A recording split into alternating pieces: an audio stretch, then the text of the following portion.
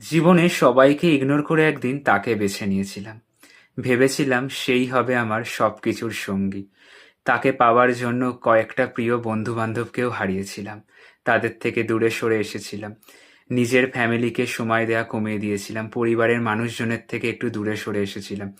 না, সেই মানুষটা হবে আমার প্রিয় মানুষ। যে হবে আমার সুখের সঙ্গী, আমার দুঃখের সঙ্গী। যে আমার হবে সফট কর্নার, সফট জোন। যার সাথে অনেক দূর পথ চলা যাবে।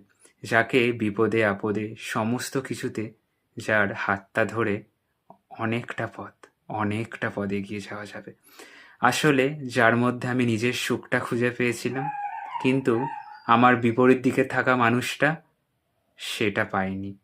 তাই তো সে নিজের সুখের জন্য আমাকে বলিদান দিয়েছিল একদিন।